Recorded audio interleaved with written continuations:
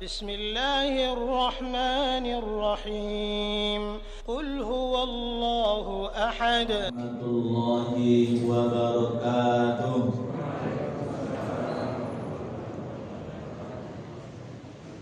الحمد لله الذي أحيانا بعدما أماتنا وإليه النشور. أشهد أن لا إله إلا الله وحده لا شريك له، وأشهد أن محمدا عبده ورسوله لا نبي بعده. اللهم صل وسلم وبارك على سيدنا محمد وعلى آله وأصحابه أجمعين. Syukur alhamdulillahi rabbil alamin. Kemudian salawat dan salam kepada Rasulullah sallallahu alaihi wasallam. Allahumma salli wa sallim wa barik ala sayyidina Muhammad wa ala ali sayyidina Muhammad. Kaum bapak, kaum ibu, hadirin wal hadirat rahimakumullah. Pada ba'da subuh ini kajian kita melanjutkan kajian kita pada pertemuan pekan lalu, membicarakan tentang syariat zakat. Pagi ini kita membahas tentang syarat-syarat wajib zakat. Bapak Ibu sekalian, ibadah zakat sebagaimana yang telah disampaikan pada pertemuan yang lalu adalah ibadah yang memang sudah dirincikan oleh Allah Subhanahu wa taala dan prakteknya langsung dilakukan oleh Rasul dan para sahabat. Malah di dalam Al-Qur'an itu sendiri terhadap orang-orang yang dia tidak mau mengeluarkan zakatnya itu sangat tegas sekali oleh Allah kecamannya. Misalnya di dalam surat At-Taubah Allah mengingatkan walladzina yaknizuna az-zahaba wal fiddata wa la yunfiqu fi sabilillah.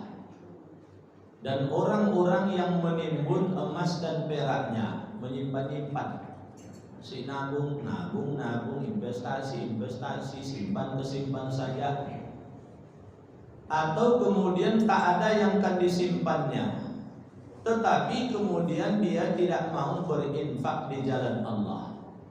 Kedua-duanya itu, kata Allah, beritahu kepada mereka tentang azab pedih yang akan ditimpakan kepada mereka. Jadi Pak Bu, urusan zakat memang urusan membedakan antara kaya dengan tidak kaya.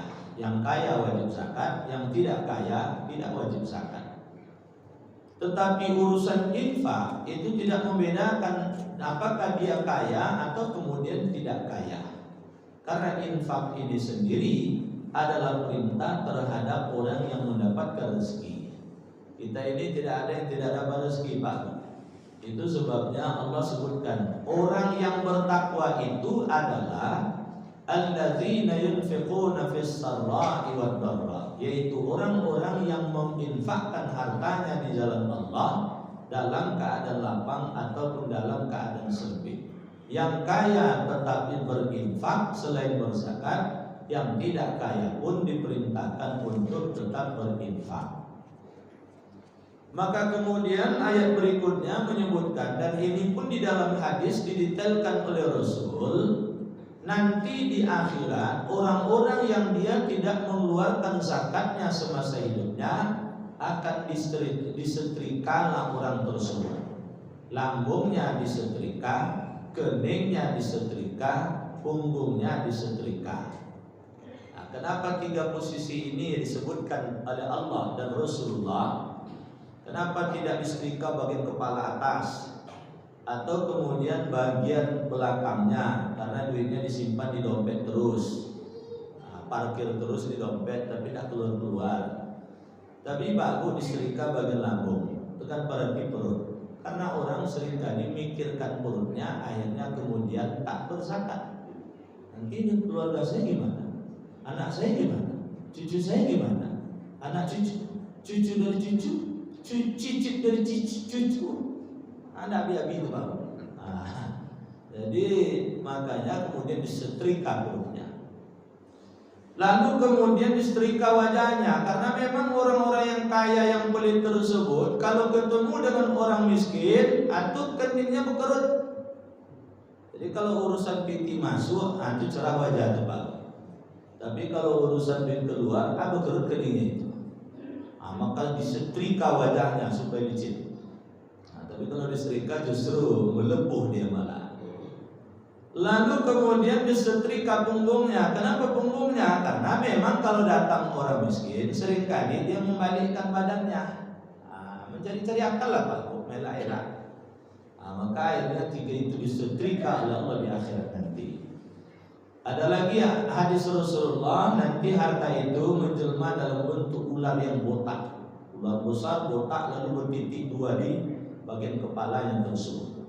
Lalu kemudian dililit sekuat-kuatnya, lalu kemudian dia incar kepala orang tersebut. Inilah harta yang dulu kalian tidak keluarkan, kalian simpan saja hak orang, kalian tidak keluarkan. Nah, oleh sebab itu sekalian, memang urusan zakat ini menjadi urusan sangat penting. Bahkan oleh Rasul terhadap orang yang tidak membayar zakat, Rasul melakukan isolasi sosial terhadap orang tersebut. Apa maksudnya? Interaksi sosial dibatasi dengan orang yang tidak membayar zakat tersebut. Bahkan dalam urusan ekonomi pun terkait yang tak dikeluarkan zakatnya itu, maka kemudian seakan tidak dibolehkan umat Islam bersentuhan dengan mereka. Kalau tidak berzakat kambing atau ternaknya, maka umat Islam tidak boleh beli ternaknya. Kalau kemudian dia tidak berzakat misalnya dari sisi mungkin mungkin dia dagang misalnya, maka umat Islam tidak mau berbelanja ke tempat dagangan tersebut. Sekarang malah terbalik Pak, jangankan seperti itu, sudah jelas tak beragama Islam. Lalu kemudian dia lebih suka belanja kepada orang itu daripada kepada orang Islam. Dia selisih harganya Ustaz. Persoalannya Pak Bu, kalau orang tak beragama Islam, bayar zakat tak dia? Kan tidak. Berkorban tak dia? Kan tidak. Ngantarkan duitnya untuk pembangunan masjid dia? Enggak. Peduli tak pada anak yatim orang Islam? Enggak.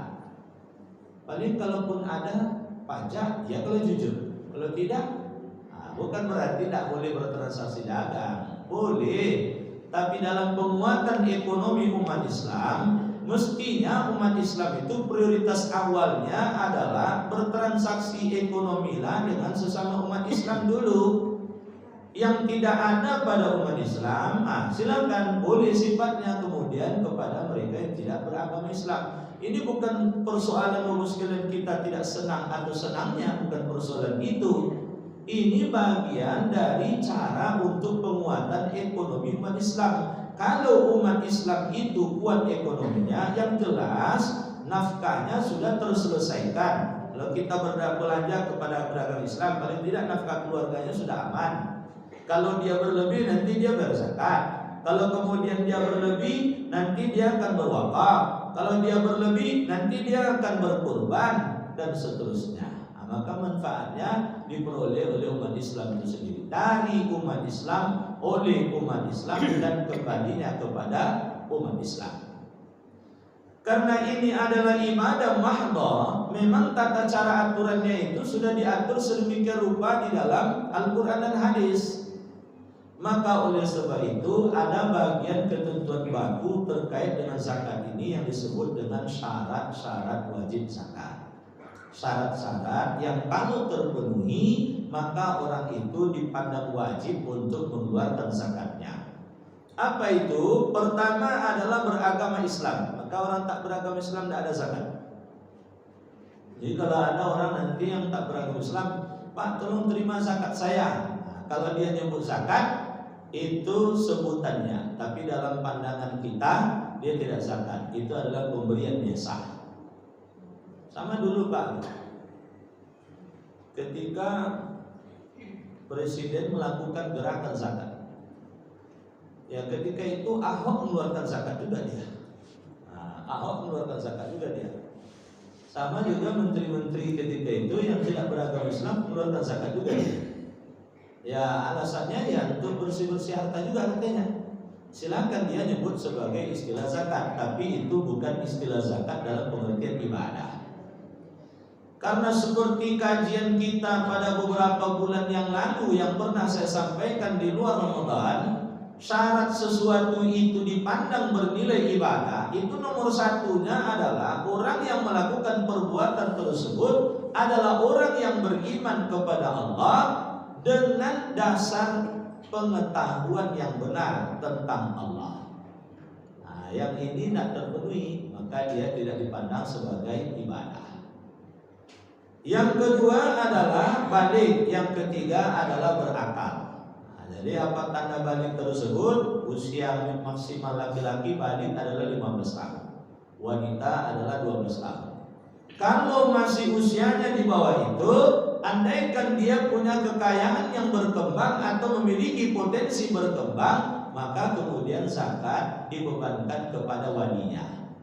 Nah, dibebankan kepada walinya. Mungkin ada anak yang ditinggal wafat oleh ayahnya, tapi ditinggalkan kebun sawitnya 100 hektar. Nah, ini kan berkembang nih, atau memiliki potensi berkembang, zakatnya dibebankan tapi kepada wali yang mengurus harta kekayaan tersebut, bukan kepada anak tersebut. Lalu kemudian yang keempat, berkaitan dengan harta itu sendiri. Jadi berkaitan dengan harta itu sendiri, harta itu adalah harta yang dia berkembang atau memiliki potensi berkembang. Maka harta yang tidak berkembang, maka dia tidak dibebankan zakat. Bapak ibu punya tanah 200 hektar, banyak duit itu, tapi isinya semak belukar saja, tidak pula disewakan, maka dia tidak dikenakan kewajiban zakat. Karena di dalam ayat kan disebutkan oleh Allah, ya ayyuhalladzina amanu anfiqu min thayyibati ma kasabnakum wa mimma akhrajna lakum minal ardh. Wahai orang-orang yang beriman, infakkanlah oleh kalian, infak wajib ataupun infak sunnah, segala yang baik-baik dari hasil usaha kalian dan dari apa saja yang muncul ke permukaan bumi.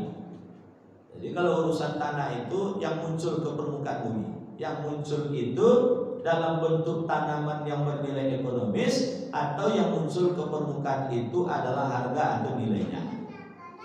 Nah, maka oleh sebab itu baru tanah yang tidak ditanami apa-apa, tidak disewakan, tidak dikenakan kewajiban zakat. Tetapi ketika dia dijual, maka prinsipnya dalam kajian fikih itu disebutkan segala sesuatu yang diniatkan untuk diperjualbelikan, maka kemudian di situ dikenakan kewajiban zakat. Jadi ketika tanah tadi dijual, maka kemudian andaikan nilai harga tanah tersebut hasil penjualan itu sampai pada nilai nisabnya, maka kemudian dikenakan kewajiban zakat. Tapi kalau dibiarkan tergeletak begitu saja, maka kemudian dia tidak dikenakan kewajiban zakat. Nah, cuman hati-hati Pak U, kalau dalam pandangan Islam sebetulnya Bapak sekalian ada kajian tentang Ihya'ul Mawad. Ihya'ul Mawad itu adalah menghidupkan yang tak mati, yang tak hidup atau yang mati. Jadi kalau tanah dibiarkan saja semua belukar tinggi sama pula tingginya dengan masjid, sudah jadi hutan saja, tidak dirawat. Atau kalau digarap oleh orang, dia urus surat, itu bisa dalam konsep Islam menjadi kemudian miliknya. Nah, cuman kalau dalam aturan negara di kita, kalau dia sudah punya surat menyurat, nah, maka kemudian bukti surat menyurat itulah yang menjadi pegangan. Tetapi dalam pandangan Islam dipandang sebagai berdosa, dipandang sebagai orang yang rakus. Tanahnya dipagar tinggi-tinggi baru, luasnya 10 hektar, isinya hutan saja. Sementara orang nak punya tanah ukuran rumah 2 tipe 21 saja susah orang, menyewa-nyewa orang. Nak minjam tanah tersebut berkebun tak boleh pula bolehnya. Ini besok di akhirat itu ditanyakan itu.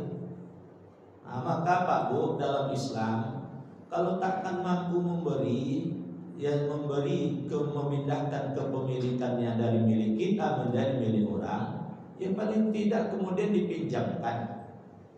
Kalau tak bisa dipinjamkan, kemudian dalam bentuk bahwa yang kalau ingin lebih beribadah sebetulnya diwakafkan.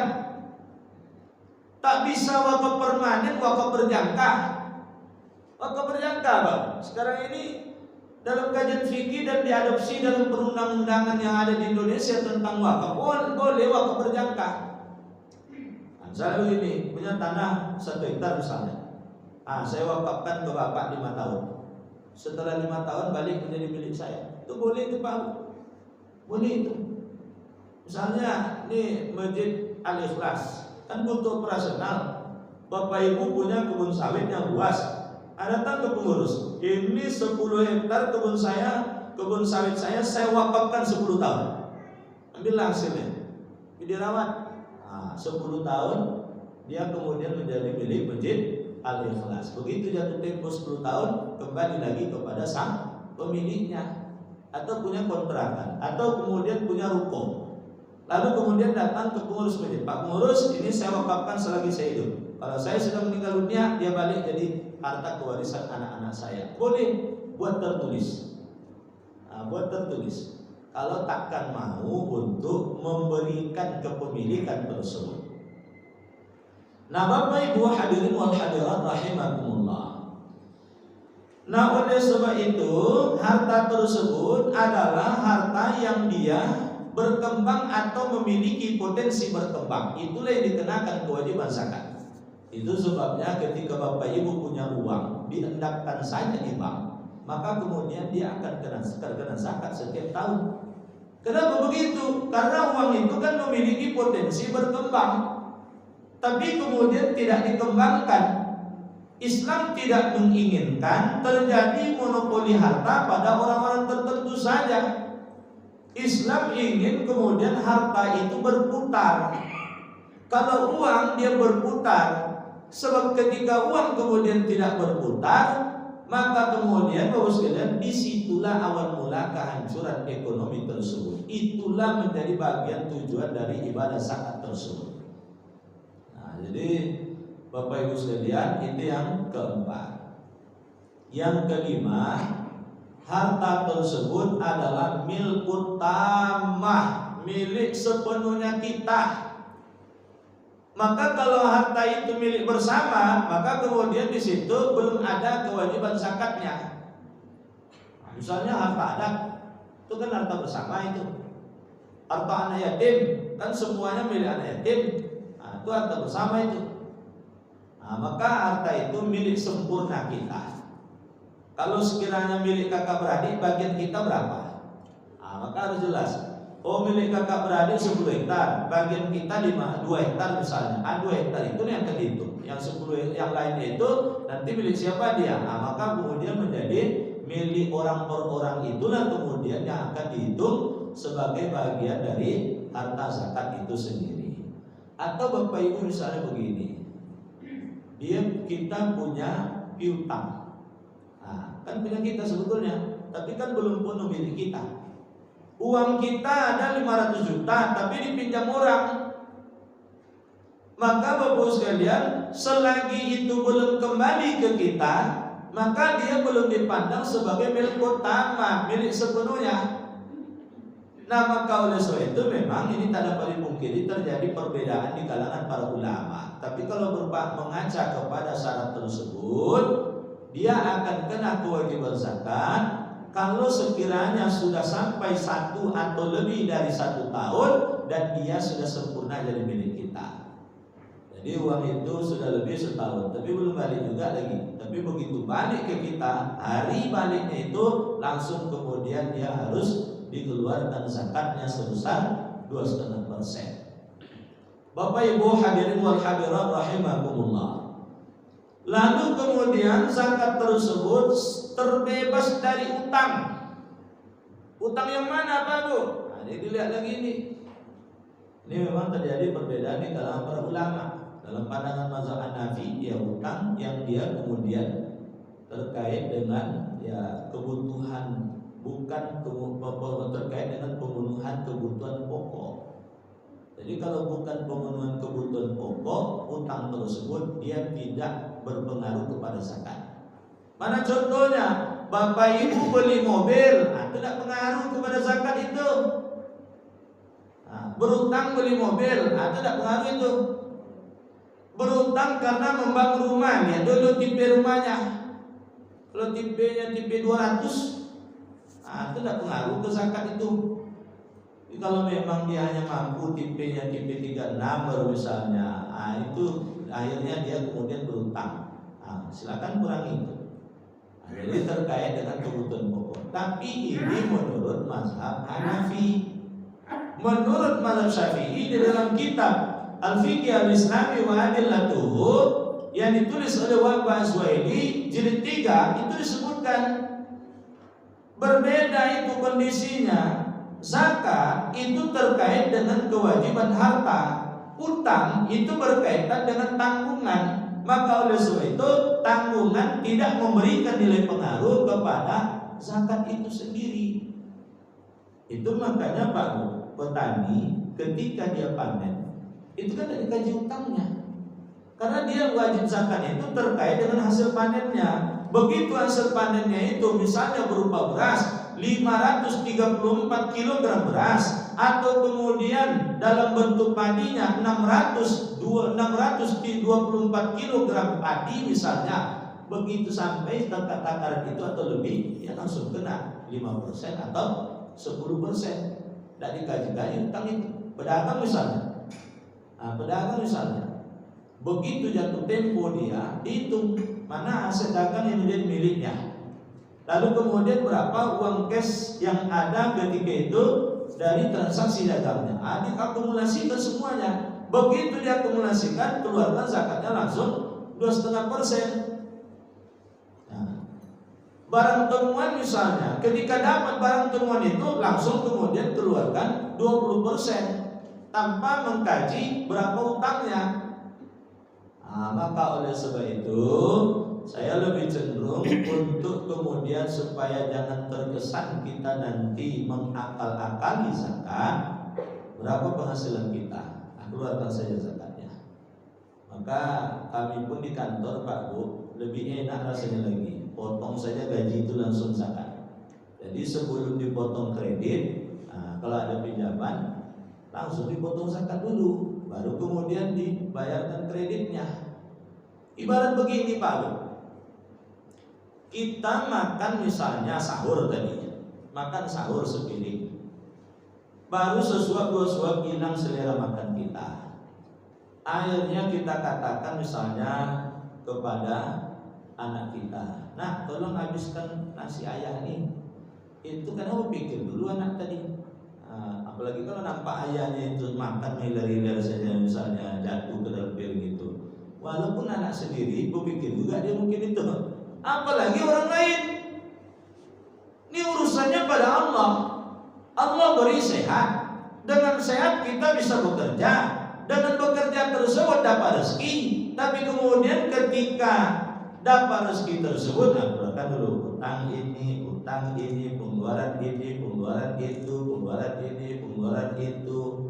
Segini cuma berlebih ya Allah. Ini sisanya untukmu ya Allah. Seakan kita begitu jadinya. Jadi yang terbaik itu dapat harta, keluarkan dulu zakatnya, baru pakai untuk yang lain dulu. Baru pakai kemudian untuk yang lain. Baru seperti itu yang terbaik. Apalagi yang diminta oleh Allah itu kan tak banyak. Dulu zaman sahabat bersama Rasul Pak Bu, ketika zakat itu masih sifatnya sukarela, berapa saja mau dikeluarkan, prinsip sahabat ketika itu biarlah banyak yang penting ikhlas daripada sedikit tapi tak ikhlas. Maka Bapak sekalian paling sedikit dikeluarkan oleh sahabat 20%. Kita hanya 2,5% dari penghasilan kita. Kalau petani kita misalnya 5% kalau butuh pengairan atau butuh pembiayaan. 10% kalau mengandalkan tanda hujan atau alam, mengandalkan situasi alam saja. Barang temuan karena memang tidak ada usaha kita, ketemu saja, maka kemudian 20%. Jadi tidak ada yang kemudian yang besar Pak. Orang seringkali beralasan, kan ada ayatnya Ustaz, yas'alunaka madza tunfiqun qulil afwa. Mereka bertanya kepada engkau ya Muhammad, apa yang akan diinfakkan tersebut? Katakan ya Muhammad, kata Allah, adalah kelebihan sisa. Tapi ini ayat Pak Bu turun periode Mekah. Ini kan ayat ceritanya usianya setelah bercerita tentang mereka bertanya tentang khamar dan judi. Nah, ini tahap kedua tentang keharaman khamar dan judi tersebut. Keharaman khamar itu kan bertahap usianya. Lalu kemudian masa ketika ayat ini turun dalam situasi di Mekah, lalu kemudian ada penegasan nanti di Madinah tentang hal tidak lagi dibicarakan persoalan berlebih tak berlebih asal sampai nisabnya lalu kemudian dikeluarkan zakat. Nah, kita berlaku mundur pula lagi. Nah, tentu kurang pas jadinya. Nah, Bapak Ibu hadirin wal hadirat rahimakumullah. Nah, maka oleh sebab itu kalau terpenuhi syarat yang seperti ini haruslah kemudian dikeluarkan zakatnya. Jangan diakal-akali dengan utang ini, utang itu, utang ini dibayarkan dulu. Apalagi dalam lebaran makin banyak pula utangnya nanti itu. Nah, beli baju kredit, beli gorden kredit, beli sofa kredit, semua kredit jadinya. Kalau berbunyi dia kredit itu Pak Bu, kadang malu juga kita dibuat itu. Hidupkan mobil bunyi dia, di katanya. Oh kredit mobilnya. Buka pintu rumah, dit katanya. Kalau sempat sendal pula kredit berjalan dit. Nah, itu tak bunyi itu Pak Bu. Semua bunyi, madu gitu jadinya. Bapak sudah balik pada kajian kita. Lalu kemudian syarat wajib berikutnya adalah nisab. Nisab itu adalah kadar, kalau sampai pada kadar tersebut, ukuran itu dia dikenakan kewajiban zakat. Seorang pengusaha atau seorang profesi seseorang yang memiliki profesi atau gaji atau pedagang atau mungkin emas dan lain sebagainya, maka nisabnya itu adalah 20 dinar. Dalam bahasa hadis Rasul 20 dinar. Dinar itu mata uang emas. 1 dinar itu berat emasnya 4,52 gram. Maka kalau dibulatkan 20 dinar itu sekitar 85 gram emas. Kalau orang Pekanbaru menyebutnya 34 emas. Nah, sekalikanlah berapa nilai harga emas hari ini. Kalau kita keluarkan zakat hari ini 34 emas itu berapa duitnya?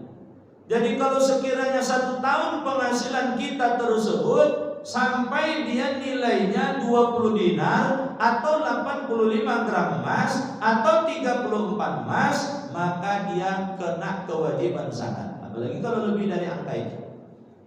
Nah, keluarkan dia 25%. Lalu kemudian syarat terakhir adalah haul. Haul itu jatuh tempo. Terkait dengan hal ini, maka tidak berlaku dengan zakat pertanian. Zakat pertanian tidak pakai haul dia. Begitu panen langsung keluarkan zakat. Begitu panen timbang keluarkan zakat. Wa atu haqqahu yauma hasadi, kata Allah. Bayarkanlah haknya oleh kalian pada hari dipanennya hasil pertanian kalian tersebut. Apa maksud hadis itu? Itulah dia zakat. Tapi kalau perdagangan, lalu kemudian emas, lalu kemudian pekerjaan profesi, mungkin dia profesinya tukang jahit, mungkin dia profesinya konsultan, mungkin dia seorang dokter, mungkin dia seorang guru, bahkan mohon maaf, mungkin dia juga seorang ustadz yang kesana kemari terkenal diundang ceramah. Sekali ceramah dapat uang biasa banyak. Ustadz-ustadz yang selebritis lah. Cerita baru ada ustadz itu yang sekali dia tidak menetapkan harga. Saya sebutkan, kita mungkin tahu juga. Dia tidak mau menetapkan harga. Berapa dikasih oleh orang? Dalam 3 hari dikasih dia 2 miliar. 3 hari cuman Pak Bu di satu provinsi kesana kemari pakai helikopter. 3 miliar. Maka Ibu sekalian, saya termasuk Ibu sekalian yang selalu mengingatkan sahabat-sahabat saya, janganlah kita kalau ustadz sudah kesana kemari ceramah, jadwalnya sudah banyak, nerima zakat juga lagi gitu sih. Apapun alasannya kata saya. Kecuali kalau kita sebagai seorang amil. Itu boleh itu, karena ambil itu tidak membedakan mau kaya atau miskin. Jadi jangan katakan nanti Pak Amir kan kaya, jangan ambil zakat lagi. Kan dia bekerja. Dia dihargai dengan zakat itu bagiannya karena dia bekerja, bukan karena kaya tidak kayanya. Tapi kalau konsepnya adalah fisabilillah pada masa Rasul itu adalah mereka yang merelakan dirinya berangkat berperang, tapi tidak dibiayai keluarganya oleh negara, dan dia berangkat membiayai sendiri. Maka saya kepada kawan-kawan saya selalu mencontohkan begini, mohon maaf pada saya hari-hari saya 24 jam ngurus agama. Tapi dari jam 8 kalau Ramadan, kalau di luar Ramadan 7.30 sampai jam 4 sore, kalau Ramadan sampai jam 3 sore kecuali Jumat jam 3.30 sore, saya sudah digaji oleh negara. Maka tidak ada alasan di jam itu saya nerima zakat. Oh sore saya pengajian, maghrib misalnya pengajian, misalnya kalau di luar Ramadan, isya atau subuh kemudian pengajian. Tapi ternyata yang ngundang itu kan juga memberikan apresiasi, setidaknya uang minyak dikasihnya. Jadi alasan apa lagi kata saya kepada kawan-kawan, saya nerima zakat, tidak ada alasan lagi itu kata saya. Kecuali kalau saya guru MDTA yang honornya tidak bisa kemudian menghidupi keluarganya, sangat jauh dari kecukupan, atau mohon maaf misalnya imam masjid tapi takkan cukup kemudian dengan apresiasi yang diberikan oleh masyarakat, itu boleh nerima zakat. Tapi kalau misalnya imam masjid itu digaji oleh negara, gajinya sudah cukup, gajinya 10 juta misalnya, kan cukup itu. Kalau dikaji juga tidak cukup, ya berapapun penghasilan tentu tidak akan cukup. Kalau penghasilannya 30 juta, pola hidupnya 35 juta, tidak juga cukup. Jadi bergantung pada orang itu juga. Tapi kalau standarnya dilihat. Oh dia gaji misalnya 2.500.000, UMR saja di Pekanbaru ini kan sudah lebih dari 2.500.000, belum juga cukup itu. Maka oleh sebab itu dilihat dengan baik. Nanti kalau jalurkan zakat dilihat betul dengan baik. Siapa yang fakir, siapa yang miskin, siapa yang fisabilillah, yang betul-betul nanti bisa dibantu dalam bentuk zakat. Insyaallah nanti pertemuan berikutnya kita akan membahas tentang persoalan ini nanti. Jadi sampai di sini Pak Bu, silakan kalau ada yang ingin bertanya terkait dengan zakat ini. Insyaallah aku saja silakan. Waalaikumsalam.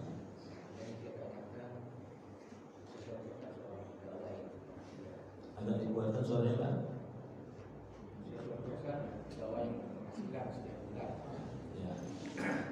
Jadi ketika dia masih pegawai, dia mengeluarkan zakat juga, tapi dia tidak yakin yang dikeluarkannya itu sesuai dengan tahun ataupun dengan ukuran yang wajib dikeluarkan. Jadi dia sembarang aja apa menghitung gitu kan, karena kita lihat dengan adanya uang yang kurang masuk gitu kan, dan gaji yang tidak harus sangat sekali kan. Kemudian untuk menghapuskan keraguan-keraguan ini, setelah dia tak bekerja lagi, dia melakukan mungkin dari penghasilan yang dia sisihkan selama ini kan, maka dia sekarang tidak jangan dia rutin tiap bulan atau tiap hari bahkan disisihkan. Apakah boleh itu dilakukan kan? Kemudian yang kedua, kita tahu bahwasanya zakat ini dari umat Islam dan untuk umat Islam. Bagaimana kalau zakat itu dikelola tentunya dari umat Islam, akan tetapi dipergunakan tidak hanya untuk umat Islam, mungkin untuk pembangunan kan, kondisi dan lain. Dan sekarang ini juga menjadi beberapa isu juga kan bagi para ulama. Mohon penjelasan. Ya, terima kasih. Jadi Bapak sekalian, kalau kemudian kita merasa dulu ada bagian yang belum terselesaikan, angka zakat dikeluarkan sekarang boleh. Justru perasaan seperti itu bagus, sangat bagus. Jadi Islam itu bukan sekedar didasarkan pada ilmu saja, ilmu itu sudah menjadi komponen penting, tapi beragama itu sangat kemudian semakin bagus ketika diiringi dengan rasa. Bukankah ketika kita ingin sholat yang bagus, rasa itu kemudian sangat menentukan. Di antaranya adalah keikhlasan dan kekhusyukan. Nah begitu juga dengan zakat. Jadi kalau rasanya memang belum terselesaikan dulu angkanya. Contoh begini, saya juga selalu mengingatkan di kantor, jangan dipotong zakat itu dari gaji saja, tapi dari tunjangan juga dipotong semuanya. Kalau bisa sudah sistemik dia. Begitu dia akan masuk ke rekening penghasilan dari kantor itu, apakah gaji, apakah tunjangan, apakah uang makannya, apakah kemudian perjalanan dinasnya, apakah kemudian honorarium yang diterima olehnya, otomatis langsung potong 2,5%. Daripada kita repot lagi ngitungnya, kan repot kita ngitungnya nanti berapa kali perjalanan dinasnya, berapa kemudian pengeluaran dalam perjalanan dinas itu, berapa yang masuk ke rekening, itu pas sebelah lihat rekening koran lagi, kan repot lagi nanti. Maka kalau dia sudah terpotong seperti itu, aman kita. Tapi kalau tidak, kan menjadi keraguan bagi kita. Sudah selesai tidak zakat saya dulu ketika saya masih memiliki gaji dan sebagainya. Maka kemudian dengan rasa seperti itu, akhirnya kita keluarkan zakatnya sekarang. Itu sangat baik. Daripada nanti dihisab di akhirat, ternyata karena kelalaian kita ada bagian zakat yang tidak kita keluarkan. Ibaratnya kita memakan bagian orang, kita memakan bagian dari mustahik zakat. Maka akhirnya kemudian itu menjadi hal yang merepotkan kita. Itu makanya sampai diingatkan, hati-hati. Semakin kaya kita, semakin dahsyat hisabnya di akhirat nanti. Maka orang kaya bisa jadi akan lebih lama masuk surganya daripada orang yang tak berpunya. Ketika memang terkait dengan amanah-amanah tersebut tidak ditunaikan secara baik dan sempurna. Maka kalau ada rasa seperti itu sangat baik dan silakan kemudian dibayarkan. Bahkan kalau ada memang dulu zakat yang belum dibayarkan, sudah sekian tahun lamanya belum dibayarkan, ingat kita bayarkan. Ada tahunnya dulu kita tidak bayar zakat misalnya, padahal penghasilan kita sudah melebihi dari nisab. Bayarkan sekarang. Tidak bisa sekaligus angsur-angsur. Berapa mampunya? Kita sudah pensiun misalnya, tidak mampu banyak-banyak sekaligus, Ustaz. Niatkan saja setiap hari misalnya atau setiap pekan ketemu dengan orang miskin, 50.000 misalnya. Ini zakat dulu belum bayar, 50.000. Mudah-mudahan dengan ada keseriusan seperti itu, maka kemudian kita dimaafkan andaikan pun belum terselesaikan masa lalu kita. Yang kedua, bagaimana kemudian kalau zakat itu difungsikan atau digunakan untuk kepentingan umum. Kepentingan umum ini atau kepentingan orang yang tidak beragama Islam. Kalau sifatnya adalah untuk fisik, maka dia tidak tepat dipandang sebagai zakat. Bangun jalan, bangun puskesmas, rumah sakit, sekolah, atau membangun masjid, itu bukan urusannya zakat, tapi urusannya adalah wakaf. Kalau kemudian diperuntukkan bagi orangnya, tapi orang itu adalah tidak beragama Islam, dilihat dulu tidak beragama Islam ini seperti apa. Kalau dia tidak beragama Islam, sudah berbaur hidup dengan masyarakat Islam, sudah mulai tertarik dia dengan agama Islam, tandanya dia sudah mulai banyak bertanya tentang agama Islam, orang ini boleh disebut sebagai mu'allaf. Jadi mu'allaf itu bukan orang yang baru masuk Islam saja. Mu'allaf itu kan bahasanya kitanya adalah orang yang dilembutkan hatinya. Jadi kalau ada orang yang sejak lahirnya sudah beragama Islam, dia sudah dewasa tapi tak pernah datang ke masjid sholat berjamaah, ini perlu juga dilembutkan hatinya ini. Maka namanya juga adalah mu'allaf. Kalau ada Pak RT zolim dia pada orang Islam, padahal dia beragama Islam tapi zolim dengan orang Islam, maka Pak RT ini adalah mu'allaf. Jadi mu'allaf itu panjang jabaran itu dalam kitab Fiqh Zakah yang ditulis oleh Yusuf Al-Qaradawi. Panjang itu. Penguasa yang zalim pada umat Islam, baik penguasa itu beragama Islam atau tidak beragama Islam, itu mu'allaf. Perlu dilembutkan hatinya. Termasuk juga orang yang baru masuk Islam. Itu mungkin.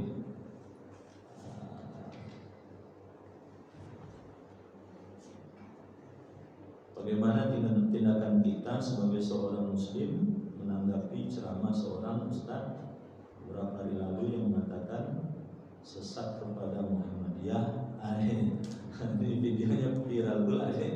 Saya tahu persis orangnya. Saya tak nyangka juga. Dulu sudah lama memang dia suka juga seperti itu. Tapi alhamdulillah sudah berhenti. Karena sudah berhenti, karena dia punya pondok pesantren, kita keluarkan izin pondok pesantrennya.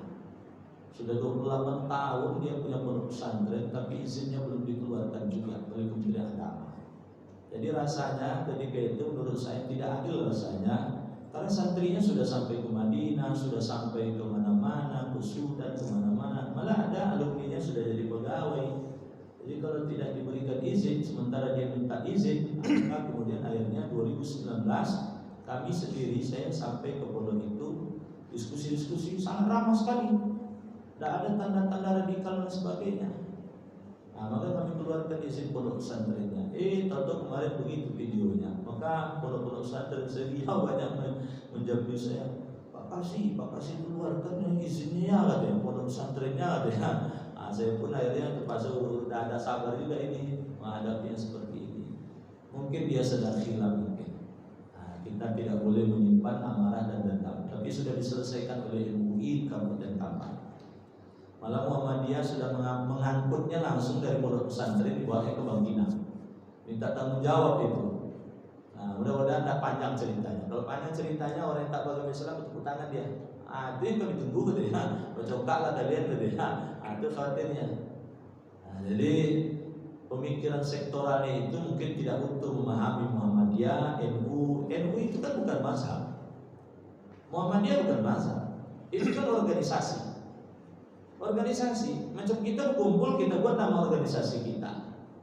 Sebetulnya ada yang lebih parah lagi sebetulnya dari itu. Tapi zaman dulu tidak ada pakai video. Ceramah dia di Sungai Mintan. Ini Ustaz kami juga ini sebetulnya. Begitu selesai ceramah, itu langsung dikejar oleh pengurus masjid dia. Selesai pulang dia disusul oleh pengurus masjid. Kejar, di stop pengajaran. Ustaz bertindak tentang mazhab katanya. Dia suruh begini dalam khutbah itu. Seluruh mazhab itu sesat, kecuali NU dan Muhammadiyah. Maka lebih parah lagi ini. Tanda tak berilmu ini. Masa kemudian ya disesatkannya mazhab Syafi'i, mazhab Hanafi, mazhab Maliki, mazhab Ambani, mazhab Syiah. Banyak mazhab itu. Ada mazhab Perti, Tarbiyah Islamiyah, ada mazhab NU, ada mazhab Muhammadiyah, ada mazhab Al-Wasliyah, ada mazhab sebutnya semuanya kecuali NU dan Muhammadiyah. Padahal kan NU Muhammadiyah bukan mazhab. Dia adalah organisasi. Organisasi yang tujuannya menghimpun kekuatan untuk kemudian menggapai visi dan misinya. Dan NU Muhammadiyah itu sudah ada sebelum kemerdekaan Indonesia. Sama juga dengan Al-Wasliyah dan sebagainya, sudah lama berkiprah terhadap umat Islam yang ada di Indonesia. Gimana ceritanya akan menyesatkan Muhammadiyah misalnya? Sebegitu luar biasa banyak kontribusinya, sekolahnya di mana-mana, perguruan tingginya di mana-mana, rumah sakitnya ada di mana-mana, panti asuhannya ada di mana-mana. Tidak ada pemikiran yang keliru dan salah. Kalaupun ada berbeda, itu perbedaan dalam persoalan fikih, bukan persoalan yang pokok. Kalau bahasa usul fikihnya itu dalam persoalan furu'iyah, bukan persoalan usuliyah, persoalan cabang, bukan persoalan inti. Misalnya perbedaannya tak pakai kunut misalnya, NU yang pakai kunut misalnya. Kunut itu hukumnya apa dalam sholat? Hukumnya kan sunnah. Setinggi-tinggi hukum kan mengatakan sunnah. Tapi kemudian dalam pandangan mazhab yang lain, mazhab Hanafi mengatakan tidak ada kunut dalam subuh katanya. Mazhab Maliki mengatakan tidak ada kunut dalam subuh. Tapi mazhab Syafi'i mengatakan berdasarkan riwayat diperolehnya bahwa kunut subuh tersebut tidak pernah ditinggalkan oleh Rasulullah sejak terjadinya kunut nazilah. Sampai Rasul meninggal, Rasul tidak pernah meninggalkan kunut. Mestinya yang dipeributkan antara orang sholat subuh dengan yang tak sholat subuh. Yang tak sholat subuh itu baru sesat. Baru sesat itu. Yang bayar zakat tak sesat. Yang tak bayar zakat itu yang sesat. Jadi maka alhamdulillah ini sudah selesai, cuman videonya masih beredar terus. Ini Bapak sekalian, sangat luar biasa bahayanya video-video ini. Kalau kita tidak lihat tanggalnya, kalau kita tidak lihat kapan video itu dibuat. Kejadian yang sudah puluhan tahun, kadang 10 tahun yang lalu, dikirim ulang lagi seakan seperti itu baru, padahal sudah lama. Banyak terjadi yang seperti itu. Jadi Bapak Ibu kalau nak men-share video itu cross check dulu kapan kejadiannya. Jangan sampai kemudian sudah selesai 10 tahun yang lalu misalnya, lalu kita share lagi misalnya, akhirnya kemudian menjadi tidak selesai misalnya. Orang yang tak paham nanti terprovokasi pula dia. Maka saya lebih cenderung kalau ada video-video yang sifatnya memprovokasi kita, itu jangan ikut-ikutan untuk men-share-nya. Men-share-nya Pak, khawatirnya nanti itu bisa berbahaya. Tapi kalau untuk cross check, ada dapat video, kirim ke Ustaz, kirim ke ulama kita. Ustaz, bagaimana pandangan Ustaz tentang video ini? Maka kemudian akan dikomentari. Tapi kalau kemudian di grup yang umum sifatnya, nanti orang yang tak paham, orang yang tak tahu, khawatirnya nanti bisa terjadi sesuatu yang tak diinginkan. Saya risaukan kemarin itu kalau sempat nyerang itu, yang NU nyerang, yang Muhammadiyah nyerang, yang Talibiyah menyerang, hancur pesantren itu, dibakar orang, agak bahaya. Padahal yang kemudian salah kan cuma satu. Akhirnya kemudian santri-santri menjadi mendapatkan sesuatu yang tak baik dari soal itu. Dalam kemudian zakat fitrah, terkadang pihak panitia mengalami masalah karena adanya masyarakat yang kesehariannya seperti miskin, tetapi panitia tahu bahwa dia memiliki banyak tanah. Seorang janda kesehariannya seperti susah hidupnya, tapi rumah petaknya 3. Ada yang utangnya di mana-mana, ada juga yang utangnya di mana-mana terlihat seperti susah, tapi gelang dan kalung emasnya luar biasa banyak. Ini curhat ya. Apa yang sebaiknya harus dilakukan? Jadi Bapak sekalian, kalau utang itu dilihat dulu. Tadi yang saya sampaikan, utangnya kebutuhan pokok atau utang untuk gaya. Kalau utangnya itu adalah untuk style, itu kemudian tidak dipandang sebagai utang yang menyebabkan kemudian menjadi tanggungan dari zakat. Jangan sampai nanti dia berjudi, utangnya banyak, tegak di rumahnya karena berjudi, diselesaikan oleh panitia amil zakat. Besok-besok tambah rajin dia berjudi. Jadi dilihat, ada orang yang dia mentalnya miskin. Kalau mentalnya miskin, jangan dikasih materi, tidak akan pernah selesai. Itulah contohnya tadi itu, rumah petak ada banyak, ada 10 rumah petak, tapi mentalnya miskin. Itu nasihat dikasih itu. Seperti juga yang pernah komplain ke saya, Ustaz tolong sampaikan ke pengurus masjid itu, saya biasanya dapat zakat. Ibu dapat zakat atas nama apa? Miskin gitu. Ya saya kan janda Ustaz, rumah petaknya 10 petak. Jadi akhirnya saya katakan begini, kalau gini aja Bu, Ibu mau zakat, nanti saya kasih. Tapi mudah-mudahan tahun ini rumah petak Ibu terbakar 10-10-nya itu, kata saya. Oh udah ada, jadi Ustaz. Jadi tidak ada mustahil zakat itu janda. Yang ada itu adalah masuk kategori fakir miskin dan dia. Kalau masuk, maka kemudian dia diberikan hak zakat. Tapi lihat dulu seperti yang disampaikan tadi.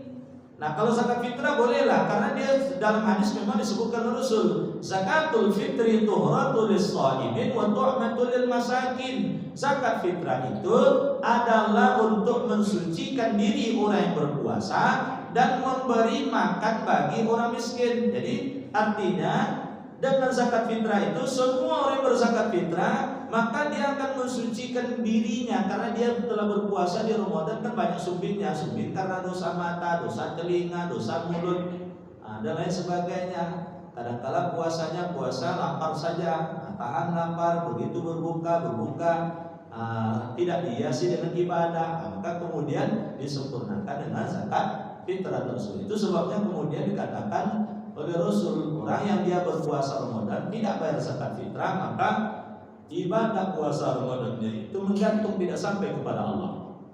Maka harus dia sampaikan dalam bentuk membayar zakat fitrah.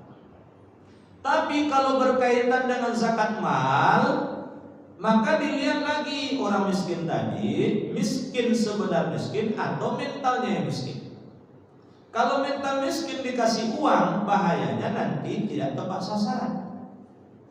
Dia diberikan modal usaha, misalnya ditanya, "Bapak nak usaha apa?" "Oh, berpikir lama dia." "Boleh ya, boleh ya." "Bapak bisanya apa?" "Potong rumput lah Ustaz." Dikasih mesin potong rumput. Rupanya belum sampai lagi mesin potong rumput tadi sudah sampai pula ke pasar dijualnya. Ini tidak bisa nih, sampai kapanpun dia tidak akan bisa keluar dari kemiskinannya. Maka mental miskinnya harus dientaskan dulu. Itulah dia dalam bentuk pelatihan skill. Di situ kemudian ditempa mentalnya agar punya semangat juang yang tinggi keluar dari kondisi kemiskinannya.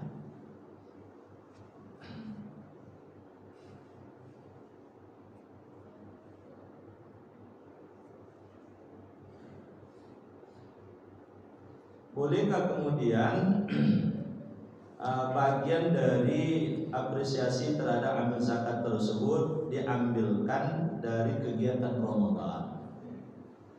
Jadi Bapak Ibu sekalian, sebetulnya kalau amil zakat itu kerjanya harian, setiap hari di luar Ramadan ataupun dalam Ramadan, dia mengelola zakat mal, maka cukup diambilkan dari bagian zakat mal. Zakat fitrah tidak diberikan lagi.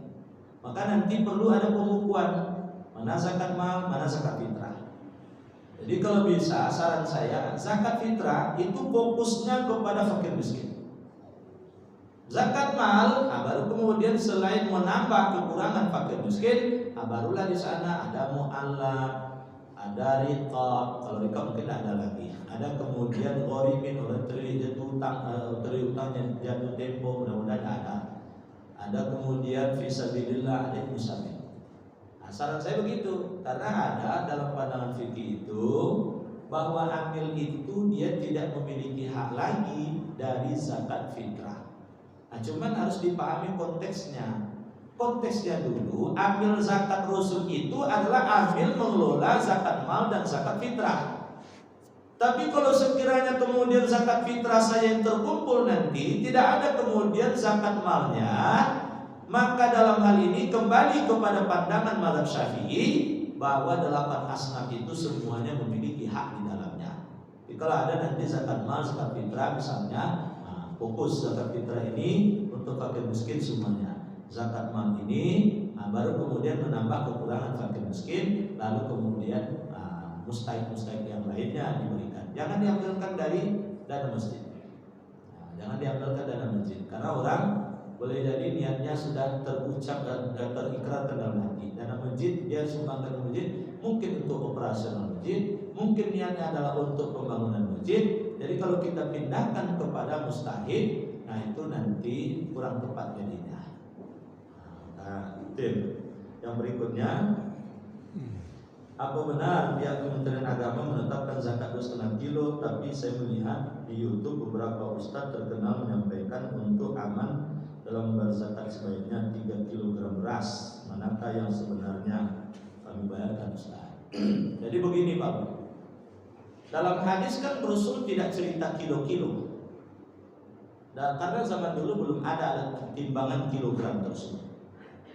Jadi dalam hadis kan disebutkan zakat fitrah itu 1 sok. 1 sok itu 4 mud. Mud itu saya lihat dalam berbagai kitab fikih, berapa ukuran 4 mud itu? 1 mud, Bapak Ibu tempelkan 2 tangan ini, telapak tangan, inilah 1 mud. Jadi dimasukkan ke dalam beras 1 mud, 2 mud, 3 mud, 4 mud. Ini moodnya bukan mood yang lain nih. Hati saya lagi takut nih, ya bukan itu tuh. Ini mood ini begini. Jadi lebar telapak tangan orang kan beda-beda Pak. Itu makanya ketika dikonversikan ke kilogram, beda-beda dia itu. Beda-beda dia Pak. Ada yang mengatakan ya 700 gram. Ayat sebetulnya akan melahirkan perbedaan. 1 mud itu ada yang mengatakan 700 gram. Berarti 700 gram kali 4 kan 2,8. Kan ada yang mengatakan begitu. Saya tidak pedomani 700 gram itu karena memang pedomannya itu adalah satu itu adalah 4 mud. Maka kalau kita lihat dalam kitab fikih, ada yang menyebutkan 2,1 kilo, ada yang menyebutkan 2,3, ada yang menyebutkan 2,8, ada yang menyebutkan 3,5 kilo. Dalam pandangan mazhab Syafi'i, mazhab Hanafi, ketika kemudian dia diganti dalam bentuk uang, dia mengatakan justru 3 kilo, 3,5 kilo nilai dari kurma. Nilai dari kurma akan lebih berat lagi ini. Kurma berapa sekilo bau? Kali 3 kilo, 3,5 kilo. Banyak duit itu. Jadi sekalian, mensikapi terjadinya perbedaan pendapat ini, Yusuf Al-Qaradawi dalam kitab Fiqh Zakahnya mengatakan satu sok atau 4 mud tersebut adalah 2,5 kilogram. Yusuf Al-Qaradawi itu pakar zakat, Pak. Disertasinya tentang zakat. Dia sangat dikenal. Maka mensikapi hal inilah ditetapkanlah oleh negara Indonesia melalui keputusan Menteri Agama nomor 52 tahun 2014 yang nanti disempurnakan dengan KMA tahun 2016. Pada dua aturan itu menyebutkan adalah 2,5 kilogram. Nah, ketika sudah diputuskan oleh negara, maka kemudian berlakulah kaidah yang disepakati oleh para ulama. Hukmul hakim yarfa'ul khilaf. Ketetapan dari hakim, siapa hakim dalam hal ini? Negara. Siapa perpanjangan negara tersebut dalam urusan ini? Kementerian Agama. Yang sudah kemudian meminta pendapat dari para ulama, dari MUI khususnya.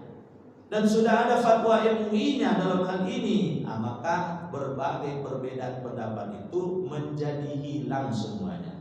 Dulu sebelum keluar aturan ini boleh Bapak Ibu nak 2,8, nak 3 kilo, nak 2,1 bagi yang pelitnya, atau 2,3 yang sedang-sedang pelitnya. Jadi ini kan posisi tengah diambil di Pak, 2,5 kilo. Jadi tidak terlalu atas memberatkan, tidak terlalu bawah terkesan pelitnya.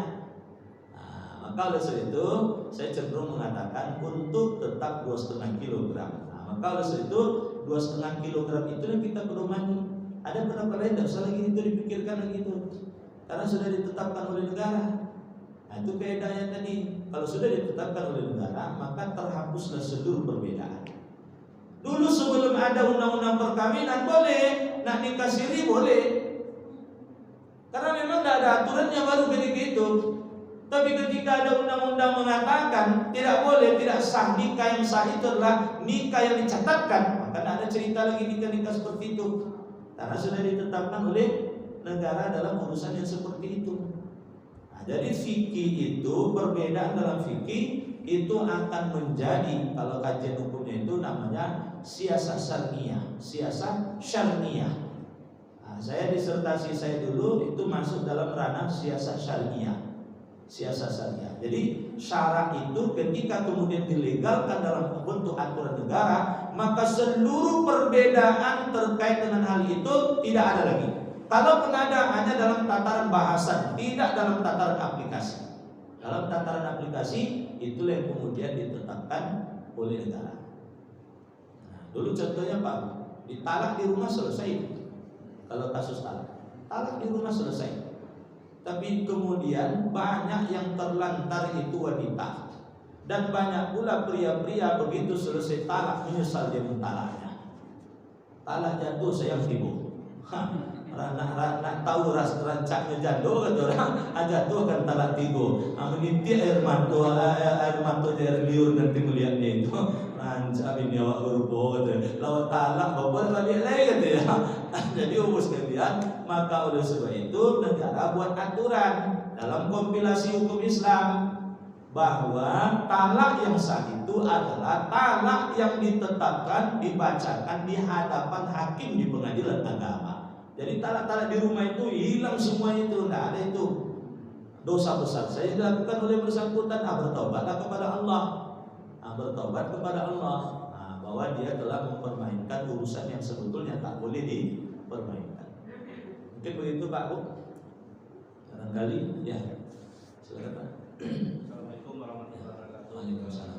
Tadi sudah bilang bahwa negara boleh hadir dalam mengatur tentang agama ini apa? Tentang agama saja. Bagaimana kriteria negara itu yang kita ikuti untuk ambil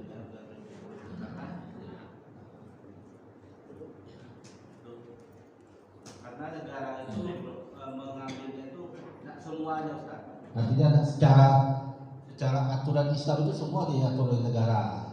Nah, jadi misalnya haji diambil, hukum nikah diambil, gitu kan? Jadi tidak semuanya, jadi tidak apa kita ikuti. Orang berzina masih tidak ikutkan rajam, gitu kan? Nah, apakah boleh kita seperti itu? Negara aja memilih-milih mengatur kita. Nah, yang kedua saya mau nanya tentang zakat, pembayaran zakat dan fidyah. Boleh tidak orang menerima fidyah itu lebih dari satu orang yang memberikannya? Jadi di suatu lingkungan kita ada anak puasa dia ada fidyahnya, dikasihnya pada satu orang si A, nanti yang lain juga ngasih pada si A itu. Oh juga zakat fitrah, boleh tidak dia menerima dua? Demikian, terima kasih. Assalamualaikum warahmatullahi wabarakatuh. Sepanjang yang sudah diatur oleh negara tentang Islam itu dan sesuai dengan ajaran agama Islam kita, maka kita wajib mengikuti. Tapi kalau hal yang belum diatur oleh negara, jangan kita kemudian nak menerapkannya, karena urusan hukum itu urusan negara. Contoh, ada orang mencuri, itu kan kalau cukup angkanya, nisabnya itu kan potong tangan. Tapi urusan yang memotong tangan bukan urusan kita, itu urusan negara. Nah, ada orang membunuh, terbukti dia melakukan pembunuhan, kan itu hukumannya qisas. Tapi itu bukan urusan kita, itu urusan negara. Kita tidak dikenakan beban hukum disebabkan karena hukum itu belum berlaku. Nah, alhamdulillah di negara kita kalau soal perdata itu rata-rata sudah masuk dalam perundang-undangan. Yang belum itu kan pidana. Kenapa belum masuk? Orang Islam itu sendiri yang salah. Saya terakhir punya rancangan kitab undang-undang hukum pidana untuk Indonesia. Itu sudah dikeluarkan rancangan itu oleh Kementerian Hukum dan HAM zaman Pak Yusril Iza Mahendra dulu. Presidennya masih Megawati kalau tidak salah. Tapi kan di dewannya tidak mau bahas, di DPR RI itu tidak mau bahas, tidak mau bahas. Sampai sekarang tidak ada lagi muncul. Itu 2-3 kali muncul persoalan itu, rancangan kitab undang-undang pidana itu mulai tahun 50-an dulu, tapi mentoknya di dewan. Maka perjuangan kita sekarang ini bagaimana caranya di bidang-bidang itu semua ada kita. Dan yang ada itu adalah punya komitmen yang bagus dalam agama Islam. Bapak Ibu sekalian, itu siapa? Profesor Hazaini. Saya punya bukunya, judulnya Demokrasi Pancasila. Siapa yang tak kenal Profesor Hazaini? Orang yang pakar hukum tata negara pasti kenal dengan dia. Dia mengatakan tidak dipandang bertentangan dengan Undang-Undang Dasar 1945 atau Pancasila ketika hukum Islam itu ditegakkan di Indonesia. Maka perjuangan kita bagaimana supaya hukum Islam itu tegak. Negaranya tidak usah diganti-ganti, tidak usah jihad untuk merubah NKRI. Salah itu. Madinah saja 47 pasal Piagam Madinah itu kan tidak ada menyebutkan Madinah itu negara Islam. Semua diakui oleh orang. Pasal 47 pasal itu diikuti oleh penduduk Madinah. Yang ketika itu tidak semuanya beragama Islam. Malah ketika Rasul awal hijrah ke Madinah itu hanya sepertiga beragama Islam. Tapi kenapa orang bisa ikut dengan Rasul? Karena ternyata hukum Islam itu menyelesaikan semua masalah. Sekarang orang Islam itu sendiri yang ragu dengan hukum Islamnya. Contohnya Pak, dalam perbankan saja lah. Singapura lebih yakin dengan perbankan syariah daripada Indonesia. Singapura itu tekadnya Pak Bu, menjadikan Singapura sebagai pusat perbankan syariah di Asia. Singapura Pak, awak ragu le. Gimana caranya nak berlaku itu ekonomi syariahnya? Jadi yang kedua, sebaik-baik zakat itu lewat amil, supaya terjadi keadilan distributif. tidak menumpuk pada orang-orang tertentu. Saya cenderungnya pada si A karena si A selalu negur saya, orangnya ramah, datang selalu ke masjid. Nanti si B nyalurkan juga pada si A, si C nyalurkan juga pada si A. Gimana nasibnya si D yang miskin, si E yang miskin? Itu sebabnya sebaik-baik zakat itu adalah lewat amil. Kalau bapak ibu lewat amil, amil mendoakan bapak ibu. Kan begitu dalam ayat kan begitu. Setelah amil menarik zakat dari orang yang wajib zakat, perintah Allah pada amil, wasalli alaihim inna salataka sakanun lahum. Doakan oleh engkau wahai amil yang menyerahkan zakat pada engkau tadi. Tapi kalau bapak ibu berzakat langsung kepada penerima zakat tidak ada diperintahkan oleh Allah mendoakan kita berzakat, karena yang kita serahkan itu memang punya dia. Kan dalam ayat Al-Quran kan begitu, wa fi amwalihim haqqul lis-sa'il wal mahrum. Di dalam harta mereka itu terdapat hak dari orang miskin yang meminta-minta ataupun tidak meminta-minta. Hak dari orang miskin, tidak perlu dia mendoakan kita. Maka kalau ingin afdolnya itu lewat amil. Dengan lewat amil tadi, maka tidak akan terjadi penumpukan pada orang-orang. Kalaupun dilakukan, ya zakatnya tetap sah. Cuman tujuan sasaran zakat itu tidak tercapai. Apakah kita membayarkan kewajiban zakat penghasilan tiap bulan dari tabungan? Kalau tabungan tunggu setahun. Yang kita keluarkan zakat itu yang pasti gaji. Gaji itu sebetulnya sudah 1 tahun juga. Karena gaji 2021 itu dianggarkan di 2020. Tidak mungkin duitnya tak ada dianggarkan untuk gaji 2021. Pasti duitnya ada. Itu sebabnya sebetulnya sudah jatuh tempo juga sebetulnya. Tapi kalau tabungan kita kan masih ada kemungkinan nambah atau boleh jadi nanti berkurang. Kalau itu dihitung dulu 1 tahun. Kemudian apakah pembayaran zakat harta dilafalkan?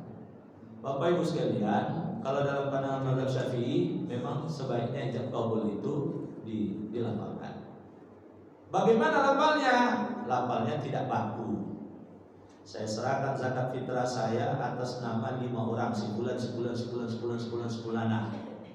Tolong sampaikan kepada yang berhak menerima. Sudah selesai. Sekarang adalah sendiri. Karena Rasul sendiri tidak mengajarkan lafalnya. Tapi kalau dalam pandangan mazhab Hanafi, dia katakan perbuatan itu sudah menandakan dilakukannya zakat. Misal dia katakan, dia serahkan ini zakat saya, sudah selesai. Maka ambil zakat jangan terlalu kaku nanti. Harus pula kalimatnya baku, harus pula satu nafas, tak boleh terputus nafasnya. Nanti ceritakan nikah itu jangan disamakan dengan nikah. Ulang lagi Pak. Putus-putus tadi. Saya serahkan zakat atas nama, kalau sempat 11 orang ya, zakat atas nama si A, si B, si C. Ulang lepak satu napas. Ini salah nih. Jadi saya serahkan zakat atas nama 11 orang. Ini namanya Pak Amil ya. Sudah selesai. Tinggal Amil mendoakannya. Itu wajib mendoakannya. Jadi ini mungkin, terima kasih. Karena waktu sholat sudah masuk, insyaallah kalau ada yang ragu juga nanti disambung pada pertemuan berikutnya. Mohon maaf kesalahan dan salah. Subhanallah wa bihamdika, asyhadu an la ilaha illa anta, astaghfiruka wa atubu ilaik. Assalamualaikum warahmatullahi wabarakatuh.